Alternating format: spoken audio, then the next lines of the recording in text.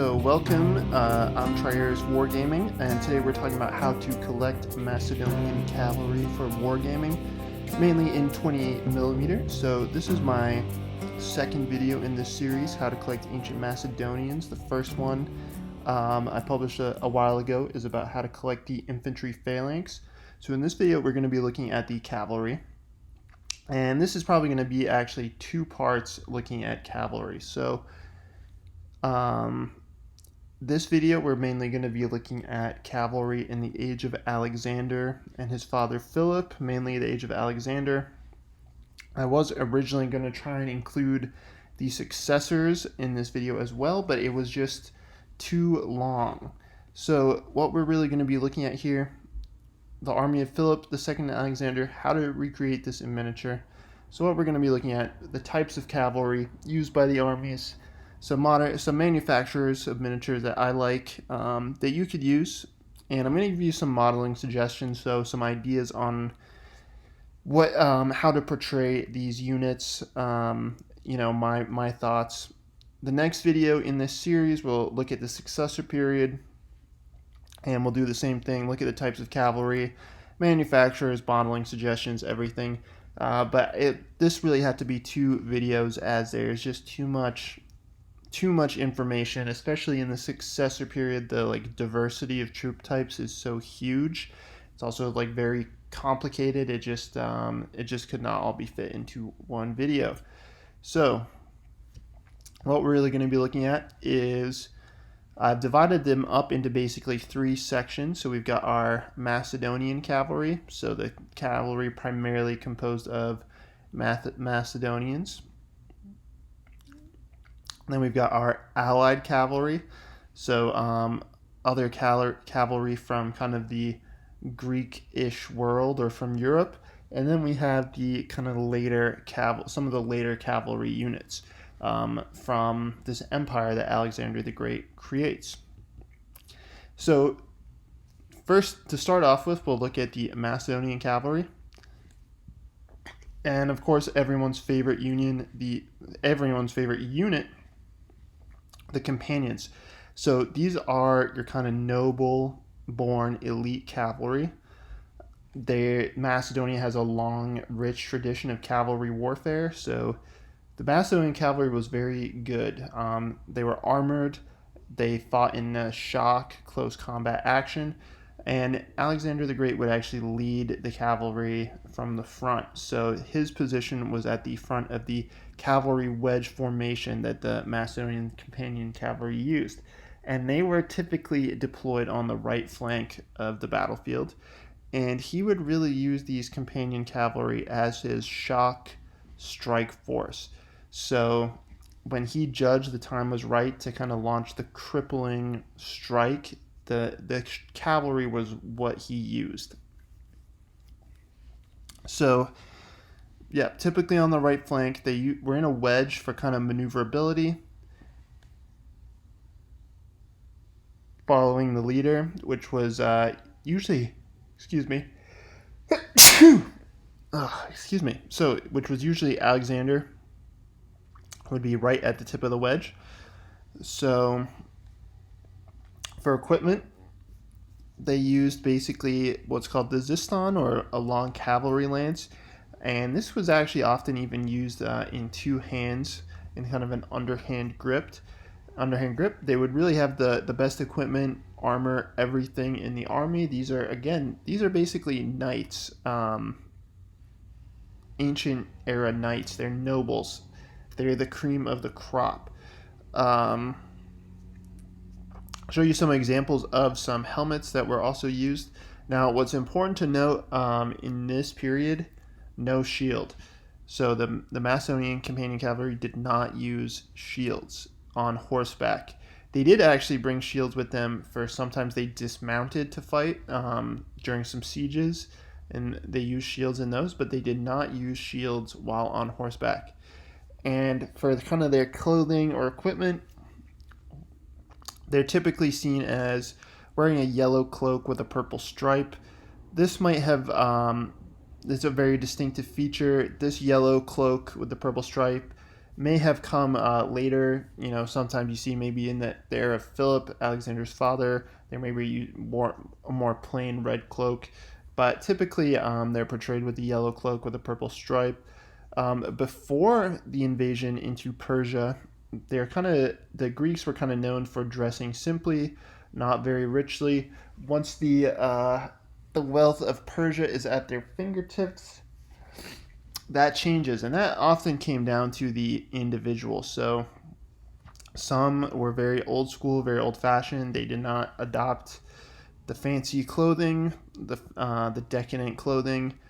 Others went full hog into it, and basically, when Alexander comes through, the Persians had been accumulating wealth for hundreds of years, basically, and just kind of storing it up in warehouses. When his army gets there, all that wealth is released. And Alexander often gave gifts of purple clothing, purple cloth. So purple was very expensive and rare in that time period. That's why, it was the cloak of kings. So he released kind of purple out to the troops. Precious metals, very rich cloths. Some of they went whole hog, and archaeologically they found like silver shoe hobnails or silver spurs, things like that. So yeah, even like the hobnail on the boots was made out of silver. That's kind of how decadent they were getting. So I like this picture. This is obviously a modern artwork, but it shows you what the companion cavalry might have looked like on the charge. Again, this video has them in red cloaks. Other portrayals I've seen and from the ancient illustrations, like this one at the top here, that is from a Macedonian tomb. Those are taken to be companions, so they have the yellow cloaks with a purple stripe. They've got this purple armor on. So they've actually found several examples of these in tombs, the actual armor. So this was actually an iron core with purple cloth covering the outside. So there's a famous set that may have belonged to Philip II, Alexander the Great's father. But there's also been some other sets from other tombs that have been recovered in fragments. But with the metal fragments is also fragments of this pink cloth. So yeah, this is the armor shown in this picture is probably an iron core of armor with the purple on the outside. And then the headgear is the famous Macedonian causia, which is a very distinctive Macedonian hat, which I wish more miniature companies actually portrayed, because very few do. And we've got here, this is like a drawing of the Alexander mosaic. So this is an ancient mosaic, which unfortunately is only partially intact, but you can see a companion cavalryman in the back there, and then Alexander himself in the front. You can see kind of a detailed look of what some other armor might have looked like. You've got an idea of what the companion cavalry helmet looks like there too. So I think this is a decent illustration. This might have been what the cavalry looked like on the charge. So for helmets, in Philip II's day, Alexander the Great's father's day, this Phrygian-style helmet was commonly worn. Alexander introduces the Boeotian helmet, or at least that's what some of our literary sources say. In reality, this helmet may have been in use earlier, we just don't know. Interestingly enough, a helmet almost exactly like this one, or this could be the actual one, was actually pulled out of the Euphrates River in modern-day Iraq. So we 100% know that his army used these helmets, because we've actually found them from the Persian conquests. But yes, most of the cavalry probably wearing this Boeotian helmet, which was well known to be a cavalry helmet. So getting on to my miniature recommendations. So I've got a couple different options for you. So we're going to start with Victrix and looking at the plastics. So this set, I have it. It's a high quality set, and this is actually a pretty good set in that it can be used for lots of different time periods. For our time period, it works perfectly well as well. This cavalry cuirass is actually based off of archaeological finds too. The cavalry armor, if you can see, is wider in the hips so that you can move back and forward. It kind of thrusts out like this. That is to give you mobility while you're on horseback. So I have this set. I've actually got a couple of them. I think it's good. There are a couple things to know. So one, so Victrix, if you're familiar with them, you may have heard of some of the drama surrounding their cavalry. So the Victrix cavalry is kind of out of proportion, at least in my opinion and some other people's, to both their infantry and to other manufacturers. So if you want to do mixed units, you really cannot mix the Victrix cavalry with any other manufacturer in the same unit. They just are too off scale wise. Now, some people say the horses are too big. I actually don't think that's the issue. I think their horses are actually great. And people complain about them being wide. If you've ever actually seen a horse in real life, they are pretty wide. Usually metal manufactured horses are way too small, at least in width, in my opinion, because they're obviously trying to save metal. As board gamers, I don't think generally we're like horse enthusiasts, so we don't really care that much about what the horses look like to a certain extent. So I actually think the Victrix horses are fine. The riders, I think, are what are out of scale, and the scale changes across sets. So the Macedonian cavalry set, this is actually one of the better scaled. If you hold these up to like their Republican Roman cavalry, these cavalry are actually smaller than those ones. But if you hold up the figure next to one of their infantry figures, the cavalry guy is way taller, even with the knees bent. So if he was standing straight up, he would probably be over head and shoulders taller than their infantry. That being said, that's the only negative I can say about this. Some of the helmet faces I would have liked to be a little different. That is a very niche criticism. I wouldn't really hold that against them. So if you want to make them Macedonian companions, what this gentleman has done, or whoever did this is kind of what you would probably want to go for. So important, what you really want is just the lances for the companion cavalry. You want the cloaks on there, but with the lances, you don't want shields. You just want lances, no shields for this time period. They did not use shields yet in our time period. So you see these guys with shields, those are from a much later era than the one we're looking at. So you really want to do them without shields with the lances. So that is our option in plastic, pretty reasonably priced for miniatures. So that's our first option in plastic. That's our only plastic option. So our next one here, we're going to look at Games Foundry. So I own a lot of these. These are my personal favorites. They are slightly chunkier metals, but I think they're actually great. They're really well proportioned. Sculpted by Steve Sala, Nick Collier, and Mark Cobblestone. I think these are all Steve Sala sculpts. I'm not sure exactly how they worked on them together, but the Foundry World of the Greeks range is one of the best out there, in my opinion. It stands the test of time. You can't go wrong with their companion cavalry, in my opinion. You get a nice variety, and I would say, my preference is not for guys stabbing down with the spears, since they're mainly lances, but really you can pretty much use any of these in whatever combination you want as companion cavalry. They're labeled different things, but really, you can kind of mix and match. The equipment was fairly similar. So next we're going to look at Aventine miniatures. These are smaller than the Foundry ones, especially the horses. You can combine them in units. You might potentially think about getting the horses from all one manufacturer and the riders from different ones. But for Aventine, you want to look at their Pyrrhic Cavalry range. Those are going to be the closest to our time period.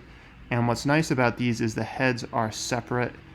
So this style of helmet that they're wearing is kind of a slightly later one than the Alexandrian era, at least for the cavalry.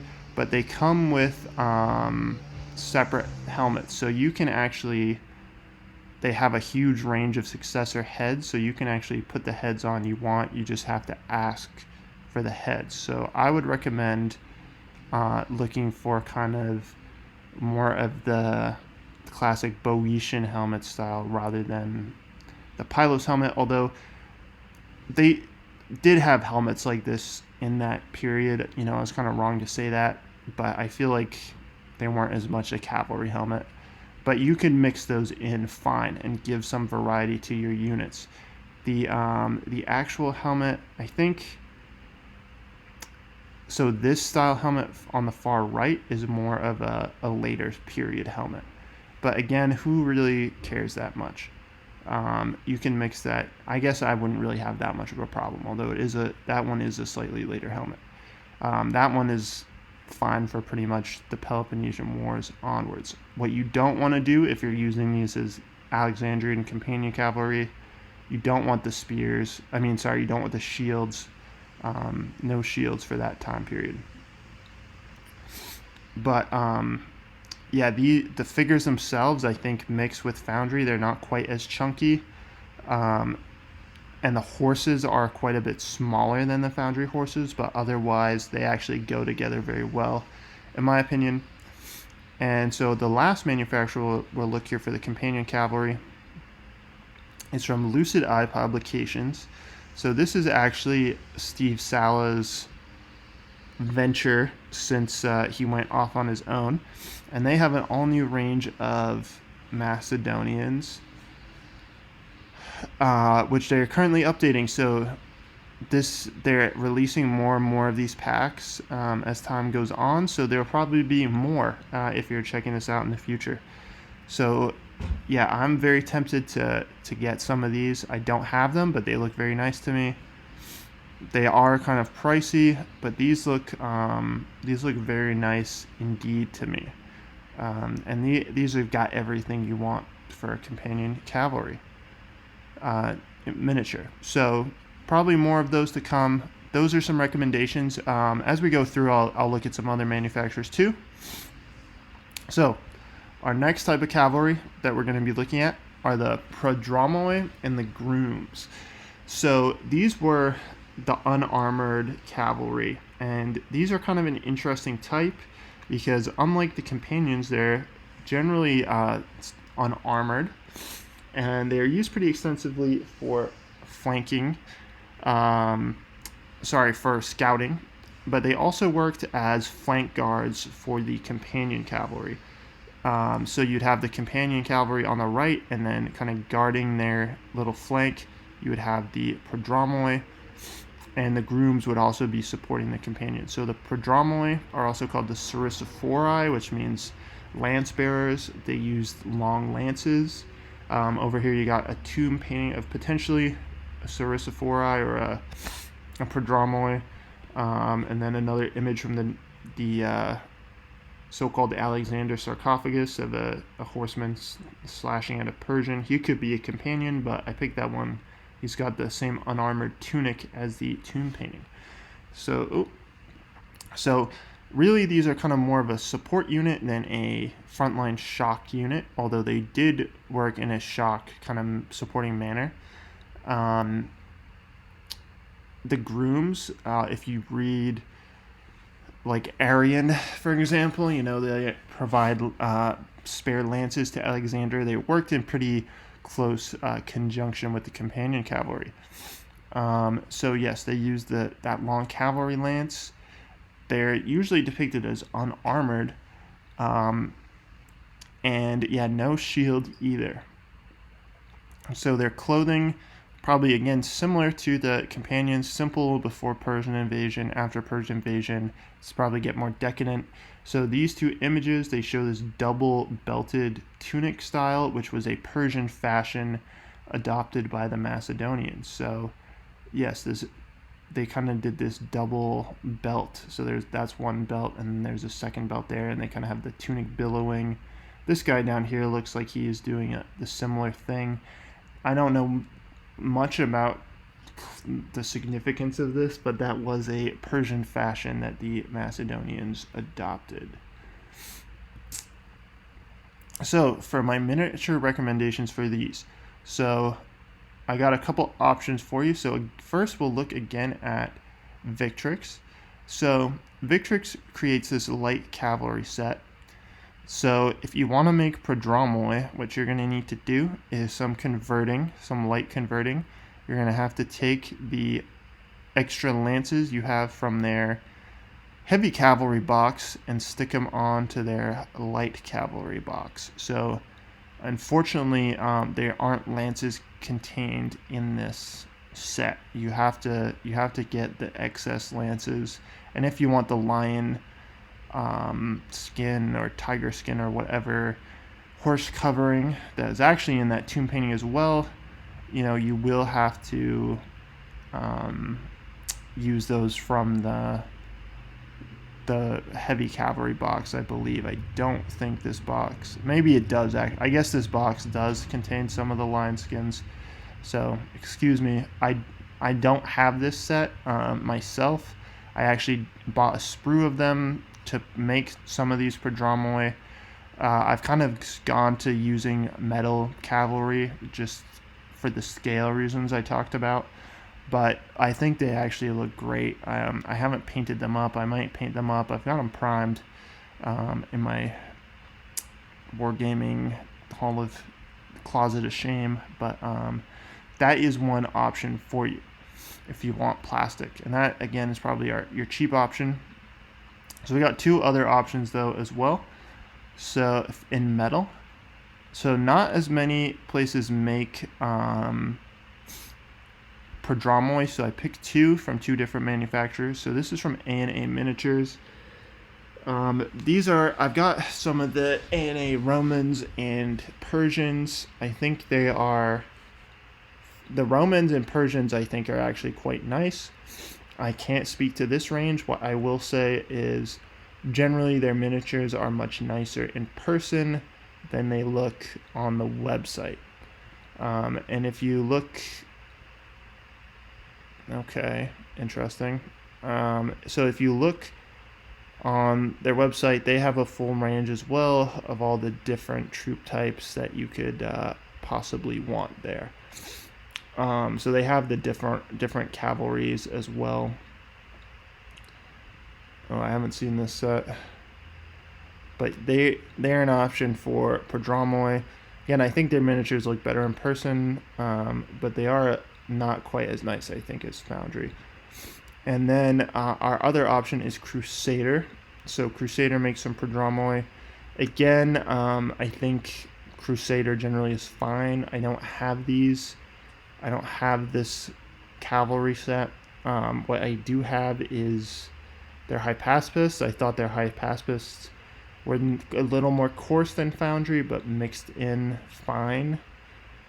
I would kind of assume the same with the cavalry, that they would mix in fine with Foundry, but they're just slightly more coarse. So those are some different options for you for your cavalry needs there, for your Macedonian cavalry. So now we'll get to the allied cavalry. First unit of allied cavalry is our Thessalian cavalry. So these are from Thessaly, just to the south of Macedon, and Philip II is basically elected Archon for life by the Thessalians, so ruler for life by them, and as such he gained access to their excellent cavalry. So these are medium to heavy cavalry, possibly lighter cavalry as well, and their goal during Alexander's campaigns was to hold the left flank of the army. They fought in a rhomboid formation. This allowed for complex maneuvers, so imagine a diamond, and each diamond has one dude at the tip, and basically it's described as the way geese follow the leader. So if you can imagine them kind of like a school of fish or a flock of geese following their leader, but with the 4 points, they were able to change direction at any time. And so over here, we've got a Macedonian tomb painting again. So I included this because Nicholas Secunda, who does a lot of the ospreys, he believes that these are Thessalian cavalry. I'm not entirely sold on that. I think they might be Macedonian infantry personally, but they might well be Thessalian cavalry. But I like the painting, so I'll include that for you. He believes they are Thessalians. So equipment in Alexander's time, javelins, typically 2 javelins. Armor, probably whatever. Probably getting better armor as the campaign progressed. Again, no shield. Clothing, they're often, they're noted for a distinctive Thessalian style cloak, which kind of had these wings, and they actually attached little metal pieces to the cloak to make them drape right while they were galloping. And they were gifted purple cloaks by Alexander during the Persian conquest, so that might be one option when you're modeling these units, is to give them purple cloaks.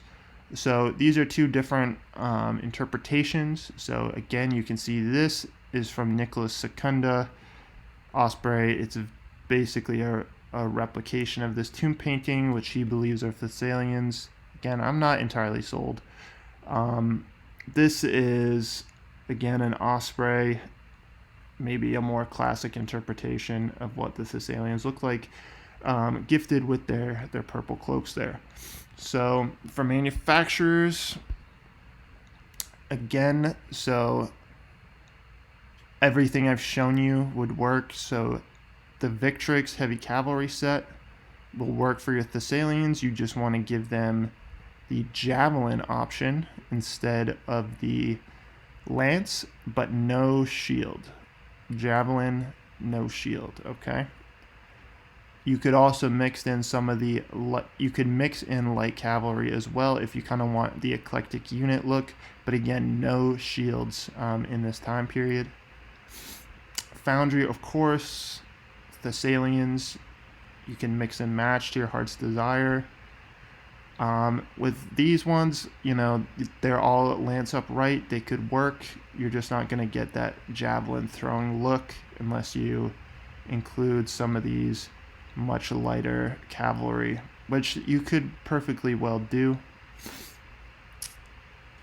A&A, they have Thessalians here. You can check them out. Crusader also does Thessalian cavalry. So plenty of options there.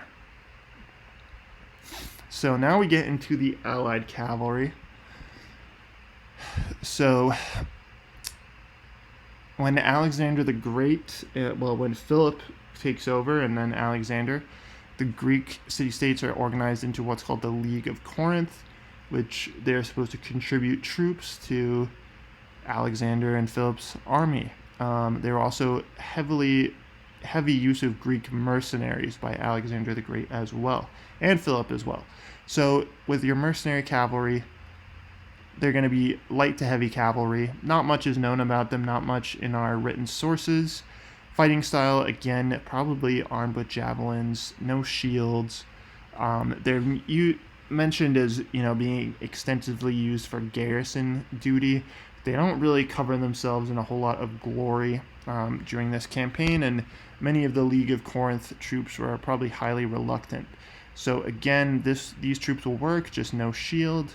These will work, just give them the javelins and no shield.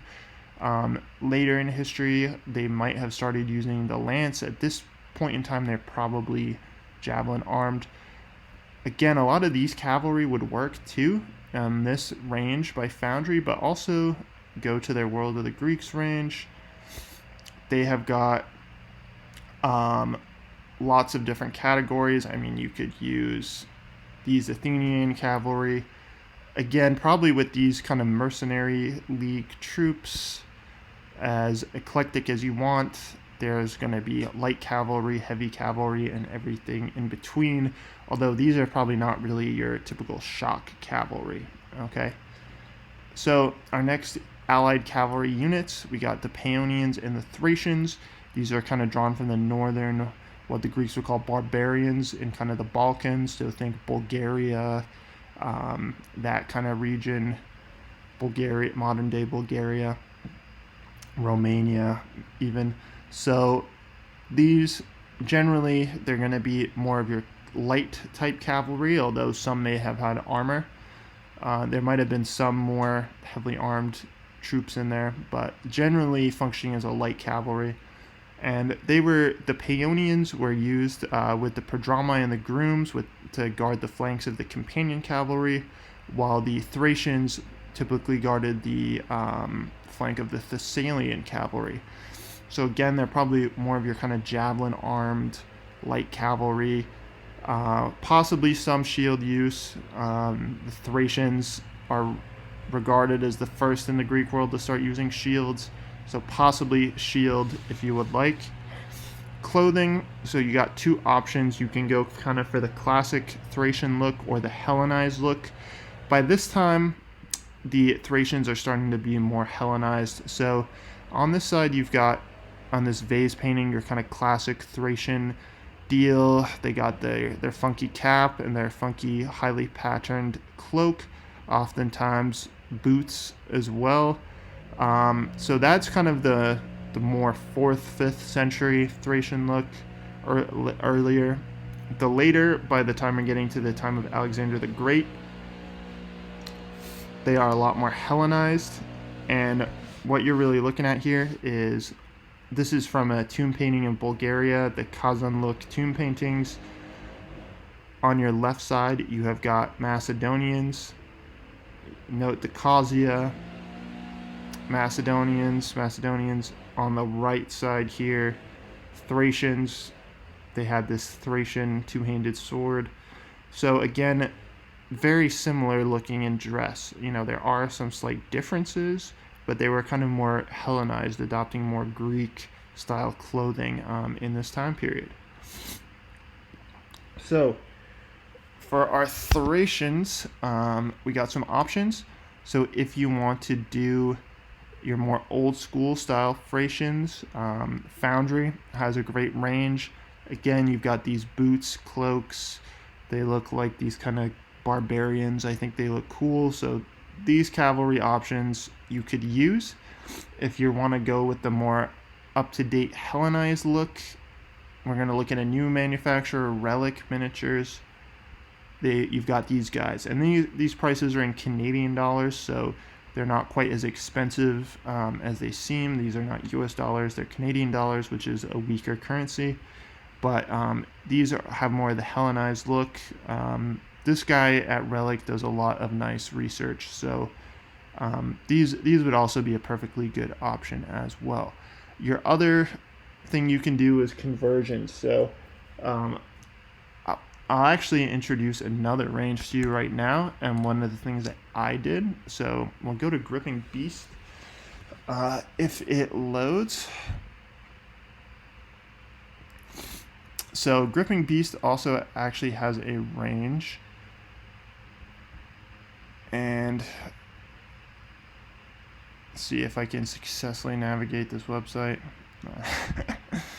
Gripping Beast. And we want Polemark. There we go. Why are the Timurids in the Polemark range? Weird. So let's see, these are their newer, some of this is newer stuff they've come out with recently. So we actually want the Macedonian successors here.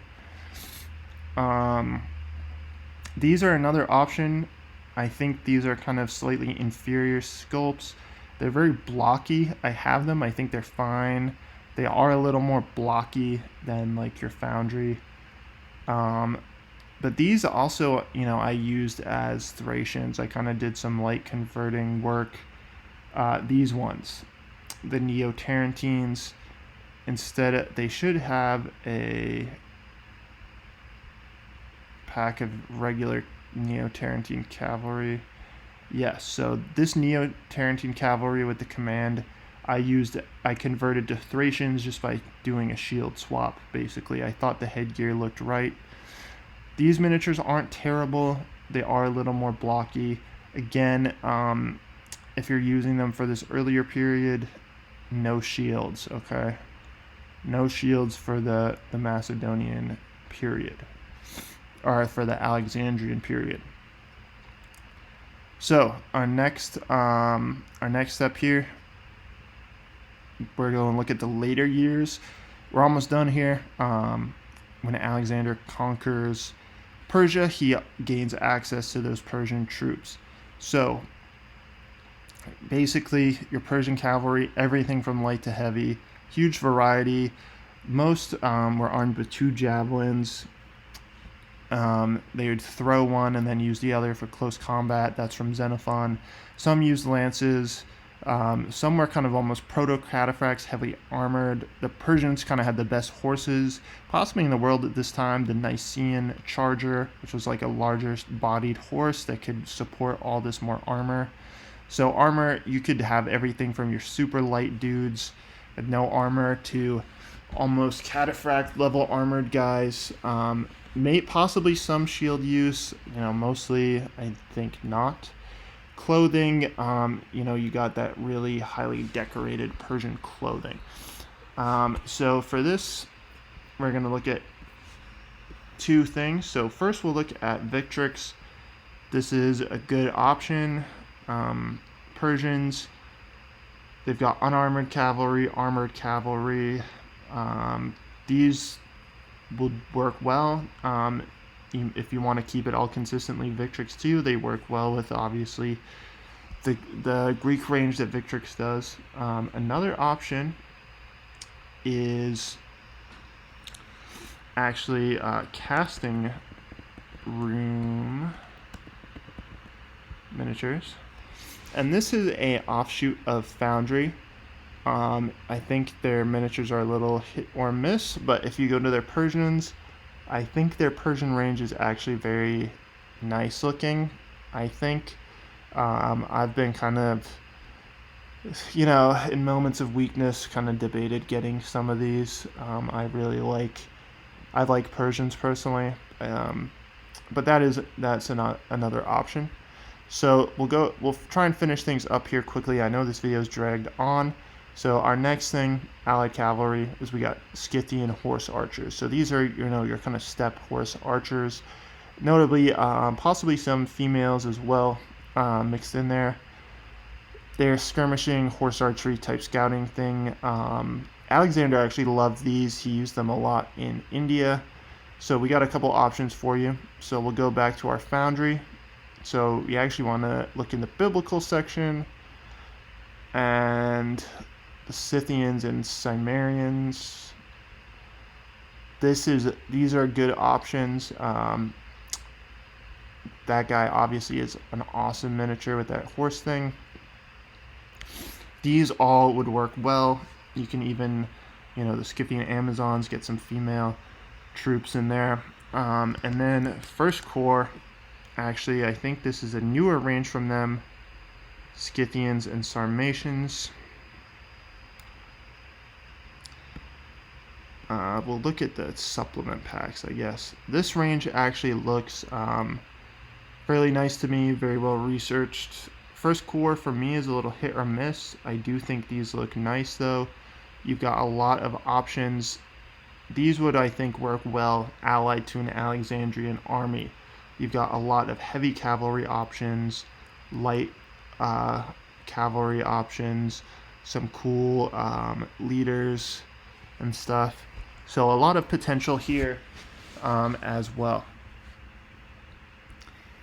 So that's kind of what I've got for you as far as the Alexandrian army goes. Again, since this video is already like 40 minutes long, the successors need their own video.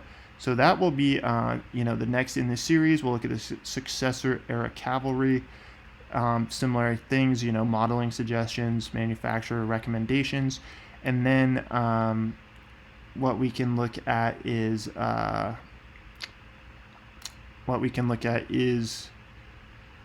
the infantry. So that's kind of our next step. So take care, and I'll see you in the next one.